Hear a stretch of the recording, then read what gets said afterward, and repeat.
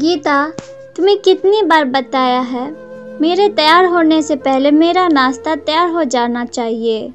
शादी के 20 सालों बाद भी मुझे क्यों बार बार एक ही बात बतानी पड़ती है? तुम्हें क्या है, तुम तो आराम से घर पर रहोगी, मुझे काम पर जाना पड़ता है। तुम हो कि हमेशा बेवकूफ़ों जैसी हरकत करती हो। अगर तुम यह जानबूझकर करती हो तो याद रखना, मुझसे बुरा कोई नहीं होगा। आज भी अमरेश का पारा चढ़ा हुआ था। इन कटु शब्दों में अपना गुस्सा उतारते हुए गीला तौलिया कुर्सी पर फेंकते हुए अमरेश गुस्से से गीता की तरफ देखने लगा। गीता के लिए अमरेश का यह बेवजह का गुस्सा कोई नई बात नहीं थी। वह महीने में 3-4 बार ऐसे ही गीता पर बरस पड़ता था। पहले गीता उसका विरोध किया करती थी, लेकिन जब कई सालों तक अमरेश में कोई बदलाव नहीं दिखा तो गीता ने खुद को ही बदल दिया। अब अमरेश के कुछ भी कहने से गीता को कोई फर्क नहीं पड़ता था। अमरेश की हर बात वो चुपचाप सिर नीचे झुकाए सुन लेती थी। शादी के पहले 3 साल तक गीता ने पूरी कोशिश की थी कि अमरेश को बदला जाए, लेकिन फालतू का गुस्सा करना और बाद में गीता को भला बुरा कहना, यह मानो जैसे उसकी आदत बन गई थी। कोई भी वाद विवाद होता तो अमरेश सीधा गीता को बोल देता, अगर मैं तुम्हें अच्छा नहीं लगता तो क्यों नहीं चली जाती अपने मायके, क्यों रहती हो मेरे साथ? इतना सब कुछ होने के बावजूद गीता अमरेश के साथ रहती थी, क्योंकि उसे अपनी बेटी की फिक्र थी। और वो जाती भी तो कहाँ, अपने बूढ़े हो चुके माँ बाप को इस उम्र में परेशान करना वह नहीं चाहती थी। समाज और लोग क्या कहेंगे, यह भी तो उसे देखना था। वह इतनी पढ़ी लिखी भी तो नहीं थी कि खुद जाकर कोई नौकरी कर सके और अपनी बेटी का पालन पोषण कर सके।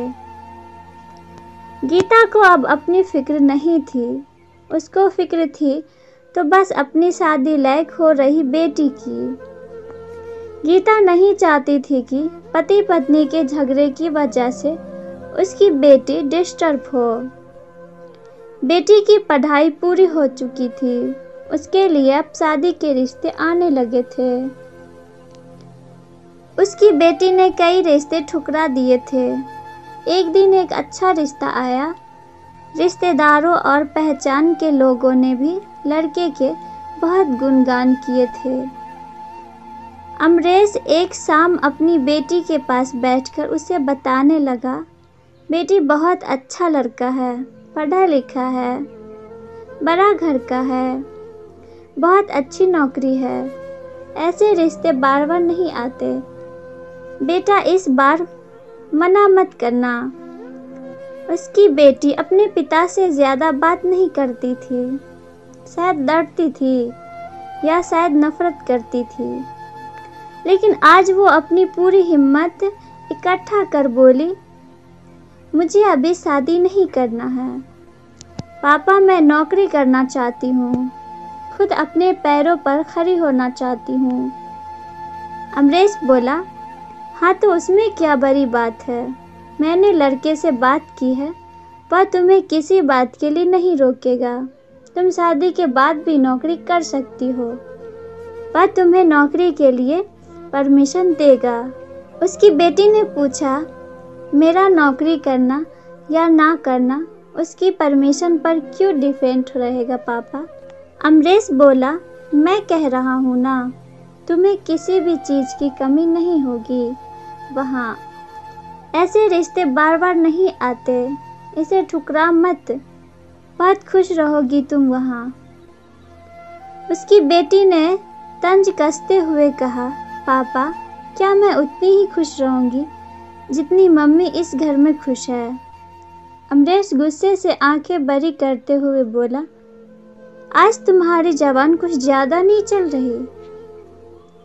पापा मुझे शादी ही नहीं करनी है, क्योंकि शादी के बाद अगर वह लड़का आपके जैसा निकला तो मैं क्या करूँगी? मुझे आपके जैसा जीवन साथी नहीं चाहिए जो बिना बात के मुझ पर हमेशा चिल्लाए। मुझे कुछ भी अपनी पसंद का लेना हो तो 10 बार सोचना पड़े, कहीं वह नाराज ना हो जाए। मेरी तबीयत कैसी भी हो उसे परवाह ना हो। रोटी थोड़ी सी मोटी बन जाए तो घर सर पर उठा ले। उसकी चेकबुक ना मिले तो भी मेरा ही दोष निकाले और हर छोटी मोटी बात पर मुझे मायके जाने के लिए कहे।